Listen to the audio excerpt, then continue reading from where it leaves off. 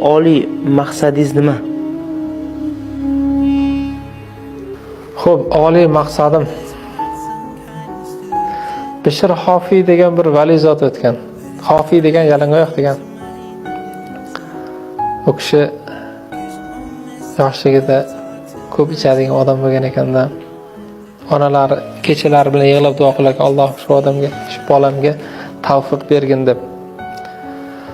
Bir kuni mast holatda yo'lda chayqalib kelayotsa, yomg'ir yog'ayotgan bo'ladi, yerda loyga balchiqqa botib bir mato turgan bo'ladi. Shunda olib qarasa, kalima-i shahodat yozilgan bir mato ekan.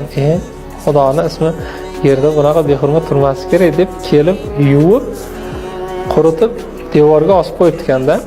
O'sha kuni kechqurun o'sha qishloqda yashaydigan bir vali zotning tushiga kirgan ekan. Tushida shunday ovoz kelibdiki, Bishrga borib aytgan. U bizni ismimizni aziz qildi, biz uni azizlardan qilib qo'ydik. U bizni ismimizni pokladi, biz uni qalbini poklab qo'ydik. Biz uni azizlarni ro'yxatiga kirgizib qo'ydik deb. Uyg'onsa, qarasa o'sha aroq ichib yuradigan Bishr, "Ya" debdi. Shaytoniy tush bo'ldi shekilli deb borib aytmabdi. Ikkinchi kun ham shu tushni ko'radi. Uchinchi kun ham shu tushni ko'rgandan keyin, "Ha, bu haqiqatda bir ilhom bo'lyapti" deb borsa, yana o'sha qovoqxonada turgan ekanlarda. Eshik taqillatib, "Bishrni chaqiring, xabar olib keldim" debdi. Bishrni oldiga bir xizmatchi kelib, "Sizga xabar olib kelishibdi" desa, chiqmasdan "Kimdan xabar olib kelibdi" deb qaytarib jo'natadi xizmatkor. "Kimdan xabar olib keldingiz" desa, "Olamlar Robbisidan xabar olib keldim" dedi. Keyin kelib turib, o'sha olamlar Robbisidan xabar olib kelibdi desa, Bishr Hofiy titrab ketgan ekan.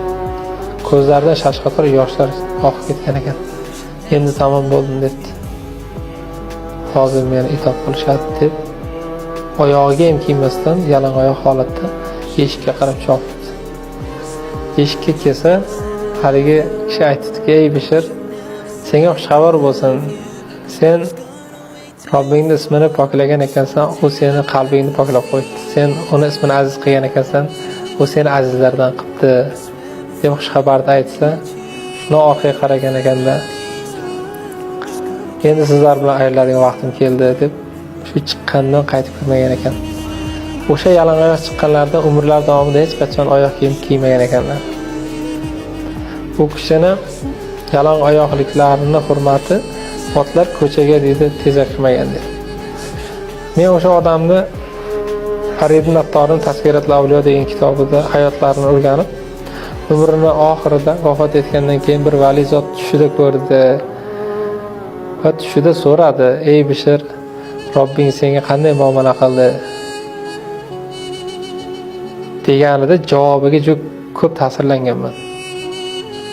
Bishr Hofiy rahmatullohi alayhi o'sha kishining tushida aytdilarki, dedi, "Robbim meni rahmatiga oldi va dediki, ey Bishr, yer yuzida payting sendan ham yaxshi ko'radigan bandam yo'q edi" degan ekan.